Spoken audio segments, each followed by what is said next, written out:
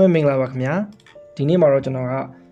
basic excel lesson ရဲ့ lesson number 4ကိုဆက်ပြီးတော့ကျွန်တော်ရှင်းပြပေးပါမယ်အဲ့တော့အားလုံးပဲမှတ်မိကြလိမ့်မယ်ထင်ပါတယ်ကျွန်တော် lesson number 1တုန်းကကြတော့ဒီမှာပေါ့နော်ကျွန်တော်တို့ဒီအသုံးပြုပုံပေါ့နော် excel မှာဘယ်လိုမျိုးဒီခလုတ်တွေ pattern တွေပါတယ်ဘယ်လိုမျိုးဒါတွေကိုခေါ်တယ်လဲဆိုတော့ကျွန်တော် lesson number 1မှာအကျဉ်းပြအဖြစ်ပြောပြခဲ့တယ်ပေါ့နော်အဲ့တော့ဒီနေ့ကတော့ကျွန်တော်ကဒီအပေါ်ဆုံးမှာရှိနေတဲ့ pattern လေးတွေပေါ့နော်ခလုတ်ကလေးတွေအဲ့ဒါကကျွန်တော်တို့ဘာလို့ခေါ်လဲဆိုလို့ရှိရင် quick access toolbar လို့ခေါ်တယ်အားလုံးမှတ်မိမယ်ထင်ပါတယ် quick access toolbar ဆိုတာကတော့ကျွန်တော်တို့ excel မှာကိုလုပ်ချင်တဲ့save ပဲဖြစ်ဖြစ် back ပဲဖြစ်ဖြစ်ပေါ့နော်စသဖြင့်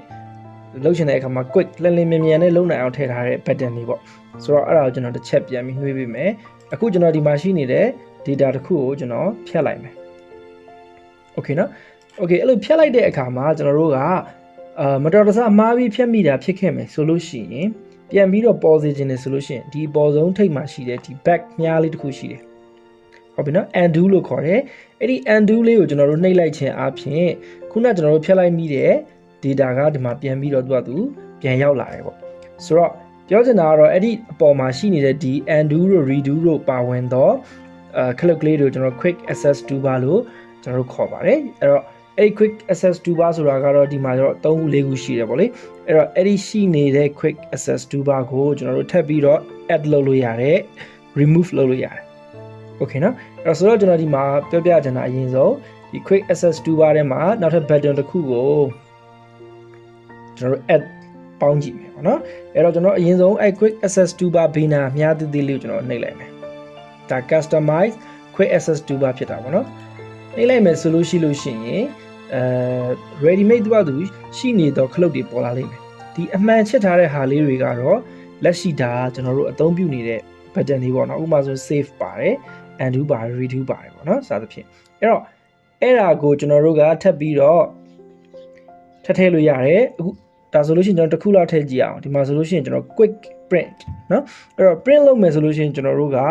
keyboard မှာရှိတဲ့ control P တော့၎င်း file ကနေ print ဆိုပြီးတော့ကျွန်တော်နှိပ်ရတာမျိုးဖြစ်တယ်ဒါကတော့ကျွန်တော်တို့ပုံမှန်ပေါ့အဲ့တော့ကျွန်တော်တို့ကဒီမှာလင်းမြန်မြန်နဲ့အလုပ်လုပ်ချင်တယ်ဆိုရင်ဒီ quick print ဆိုတဲ့ button ကိုကျွန်တော်တို့ဒီ quick access toolbar ထဲမှာထည့်ထားလို့ရတယ်ပြီးတော့ကျွန်တော် print အကြောင်းထပ်ပြောပြမယ်အခုကျွန်တော်တို့အရင်ဆုံးအဲ့ quick print ဆိုတာလေးကျွန်တော်တို့နှိပ်လိုက်မယ်okay ဒါဆိုလို့ရှိရင်ဒီမှာ button လေးတစ်ခုအသစ်ပေါ်လာတာကိုအားလုံးပဲမြင်ရမှာဖြစ်တယ်ဒါကတော့ကျွန်တော် print ဖြစ်တယ်ပေါ့နော်အဲ့ဒါကိုကျွန်တော်နှိပ်လိုက်မယ်ဆိုလို့ရှိရင်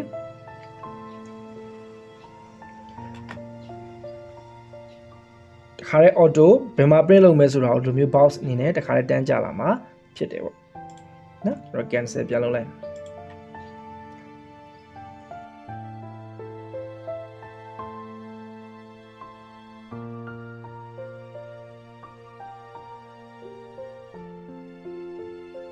โอเคမယ်နော်ဒါကတော့ကျွန်တော်တို့ print လုပ်တဲ့button ကိုကျွန်တော်တို့တစ်ခါလေးထည့်လိုက်တဲ့ပုံစံဖြစ်တယ်အဲ့တော့နောက်ထပ် button တွေအများကြီးရှိသေးတယ်နော်ဒီထဲမှာမပါတဲ့ဟာတွေပေါ့အဲ့တော့ကျွန်တော်တို့ကဒါကိုတစ်ချက်တစ်ခါပြန်နှိပ်မယ်ပြီးသွားလို့ရှိရင်ဒီမှာ more command ဆိုတာရှိတယ်အဲ့ဒါလေးကျွန်တော်တို့နှိပ်လိုက်မယ်ဆိုလို့ရှိရင်နောက်ထပ်တစ်ခါဒီလိုမျိုးကျွန်တော်တို့ button တွေအများကြီးထပ်ပြီးပေါ်လာလိမ့်မယ်ဒါကတော့ popular command တွေပေါ့နော်အဲ့ဒီ command button တွေကိုကျွန်တော်တို့ကကိုလိုချင်တဲ့ button တစ်ခါအဲ့ဒီ quick access toolbar ကိုထည့်လို့ရတယ်ဆိုရင်ကျွန်တော်တို့ဒီမှာနောက်ထပ်ပါအောင်ထည့်မလဲ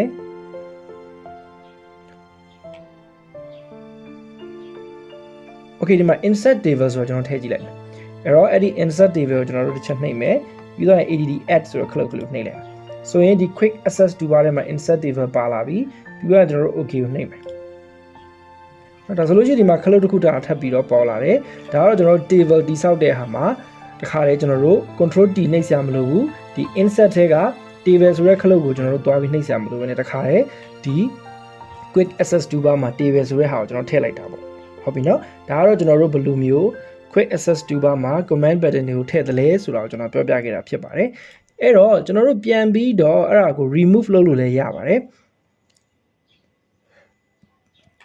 အဲ့ဒါကိုကျွန်တော်ပြောပြပါမယ်အဲ့တော့ကိုလိုချင်တဲ့ဟာကိုကျွန်တော်တို့ add လုပ်ပြီးတဲ့နေရာမှာတကယ်လို့ကိုအသုံးမဝင်တော့ဘူးဆိုတဲ့ဒီ quick access toolbar မှာရှိနေတဲ့ command တွေကိုလည်းကျွန်တော်တို့ remove ပြန်လုပ်လို့ရတယ်အဲ့တော့ကိုလုပ်ချင်တဲ့ remove လုပ်ချင်တဲ့ဒီ command button တစ်ခုပေါ်မှာကျွန်တော်တို့ right click ကိုနှိပ်မယ်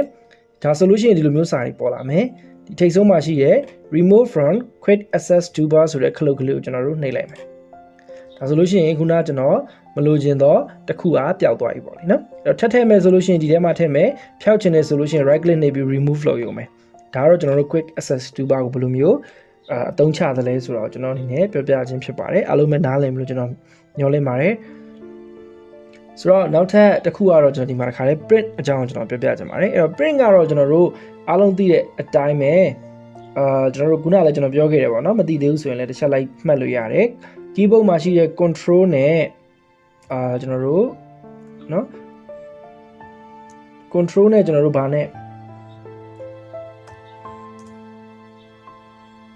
P နဲ့ပေါ့နော်အဲ့တော့ control P ကိုနှိပ်လိုက်လို့ရှိရင်လည်းကျွန်တော်တို့ print ဖြစ်တယ်နော် control P ကိုနှိပ်လိုက်လို့ရှိရင်လည်းကျွန်တော် print ဆိုတဲ့ preview ရောသွားတယ်ဒါမှမဟုတ်ရင်ကျွန်တော်ဒီ file တက်ထဲမှာရှိတယ် print ဆိုတဲ့ဟာကိုနှိပ်လည်းရတယ်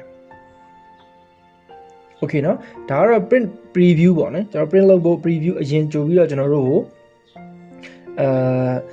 ကိုပုံစံပြတာပေါ့လေနော်ဒါကတော့ကျွန်တော်တို့ဒီစာမျက်နှာကြီးဖြစ်တယ်ပေါ့နော်ဒီဟာကြီးကတော့ကျွန်တော်တို့ print ထွက်လာမယ်စာမျက်နှာပုံစံကြီးဖြစ်တယ်ဒီအတိုင်းကျွန်တော်တို့ printer မှာထွက်လာမှာဖြစ်ပါတယ်ဆိုတော့ကျွန်တော်ဆက်ပြီးတော့ဒါကိုဘာတွေဆက်လုပ်လို့ရလဲဆိုတော့ကျွန်တော်ပြောပြမယ်အဲ့တော့ကိုကတော့ဒီပုံစံအတိုင်းပဲ okay တယ်ဆိုတော့ကျွန်တော်ဒီမှာ print clock ကိုနှိပ်လိုက်ရုံပဲပေါ့နော်ဟုတ်ပြီနော်အဲ့တော့ဒီ print clock ကိုနှိပ်လိုက်တာနဲ့တွားတူ printer ကနေထွက်လာမယ်ပေါ့အဲ့တော့ကျွန်တော်ဒီမှာဒီ print preview မှာပါဝင်တဲ့ဒီနေရာလေးကိုအရင်ဆုံးရှင်းပြချင်ပါတယ်အဲ့တော့အရင်ဆုံးဒီမှာတော့ copy ပေါ့ copy ဆိုတာကတော့ကျွန်တော်တို့အခုထုတ်မယ်ဒီစာရွက်ကိုနော်စာရွက်ကိုဘယ်လောက်ထုတ်မလဲပေါ့ဥပမာတစ်စုံမဲထုတ်မှာလားနှစ်စုံထုတ်မှာလားသုံးစုံထုတ်မှာလားဆိုတာကိုဒီမှာကျွန်တော်တို့ plus minus လုပ်လို့ရတယ်ဒါကတော့ copy စာရွက်အရေးအတွက်ဘယ်လောက်လဲနော်ဟုတ်ပြီနော်ဒုတိယနေရာကတော့ printer ဖြစ်တယ်အဲ့တော့ printer ကကျွန်တော်ချိန်ထားခြင်းမရှိတော့ဒီမှာတော့မပေါ်ဘူးဒါပေမဲ့တကယ်လို့ကိုယ်မှာ printer ရှိရဆိုဒီမှာပေါ်နေလိမ့်မယ်ကျွန်တော် printer နာမည်တွေကိုဒီမှာကျွန်တော်ရွေးပြီးတော့ပေးလိုက်ရုံပဲပေါ့နော်ဒါဆိုလို့ရှိရင်ကျွန်တော်ဒီမှာဒီ printer နဲ့ထုတ်မယ်ဆိုလို့ရှိရင်ဒီလိုအစိမ်းရောင်အမှန်ချစ်ကလေးနဲ့ပေါ်နေလိမ့်မယ် okay နော်ဒီတတိယနေရာကတော့ setting ဖြစ်တယ်အဲ့တော့ setting ဆိုတာကတော့ကျွန်တော်တို့ဒီစာမျက်နှာကြီးကိုဘယ်လိုမျိုး setting လုပ်မလဲပေါ့လေအဲ့တော့ဒီမှာကတော့ print edit sheet အခုကျွန်တော်တို့ထုတ်မဲ့ဟာကတော့အခုလက်ရှိရောက်နေတဲ့ sheet တစ်မျက်နှာကိုပဲထုတ်မယ်လို့ဒီမှာ auto ရေးထားတယ်နောက်ထပ်ဘာတွေရွေးလို့ရသေးလဲဆိုလို့ရှိရင် print entire workbook အဲ့တော့ workbook နဲ့ sheet ကိုလည်းကွဲပြားချက်ကိုကျွန်တော် lesson 1မှာပြောခဲ့တယ် workbook ဆိုတာကတော့ sheet တွေ10ခုရှိရင်လည်း10ခု15ခုရှိရင်15ခုပေါ့ကိုဘယ်လောက် data တွေ entry လုပ်ထားလဲဆိုတော့အပေါ်မှာမှုတည်တယ်အဲ့တော့အကုန်လုံးကိုထုတ်မှာလားဒါမှမဟုတ်အခုလက်ရှိရောက်နေတဲ့ဒီ sheet တစ်ခုပဲထုတ်မှာလားဆိုတော့ရွေးလို့ရတယ် print selection ဆိုတာတော့ကျွန်တော်တို့ဘယ်နေရာကိုပဲရွေးထုတ်မလဲဥပမာကျွန်တော်တို့ဒီ sheet တစ်ခုမှာအကုန်မထုတ်ချင်ဘူးအပေါ်ပဲထုတ်ချင်တယ်အောက်ပဲထုတ်ချင်တယ်ဆိုပြီးကျွန်တော်တို့ရွေးယူလို့ရတယ်ပေါ့လေဟုတ်ပြီနော်အဲ့တော့နောက်တစ်ခုကတော့ကျွန်တော်အသုံးများတဲ့ဟာပဲကျွန်တော်ပြောပြလိုက်ပါမယ်ဒီမှာ portrait နဲ့ landscape ဆိုပြီးတော့ရှိတယ်စာမျက်နှာကိုအလျားလိုက်လား down လိုက်လားပေါ့နော် portrait ဆိုလို့ရှိရင်တော့ကျွန်တော်တို့က down လိုက်ဖြစ်ပြီးတော့ landscape ဆိုလို့ရှိရင်တော့ဒီလိုအလျားလိုက်ဖြစ်သွားတာပေါ့ဒါ E4 ကိုရဲ့စာမျက်နှာကိုဘယ်လိုမျိုးစာတွေထွက်လာမလဲဆိုတဲ့အပေါ်မှာကျွန်တော်ကြည့်ရတာပေါ့နော်အဲဒီမှာတော့ကျွန်တော် letter တို့ A4 တို့ဒါကျွန်တော်တို့ရဲ့ paper size ကိုရွေးတဲ့နေရာဖြစ်တယ်ကျွန်တော်တို့အသုံးများတာကတော့ A4 ဖြစ်ပါတယ် okay မနော်ဒါဆိုလို့ရှိရင် print ဘယ်လိုထုတ်လဲဆိုတော့အားလုံးသိမယ်လို့ကျွန်တော်ယူဆပါတယ် print ကတော့ကျွန်တော်တို့ control P သို့မဟုတ်ဒီ file မှာရှိတဲ့ print ဆိုတဲ့နေရာကိုနှိပ်ပြီးတော့ကျွန်တော်တို့ print preview နေရာကိုကျွန်တော်တွားလို့ရတယ်အဲ့ဒီခါမှာကျွန်တော်တို့ဘယ်လိုထုတ်မလဲဆိုတော့ခုန setting တွေထဲမှာချိန်ပြီးတော့ print ထုတ်ဖို့ရင်အတွက်ကျွန်တော်တို့အသုံးပြုလို့ရတာဖြစ်ပါတယ် okay ဒါဆိုလို့ရှိရင်တော့ကျွန်တော်ဒီနေ့ရှင်းပြခဲ့တဲ့သင်ခန်းစာကို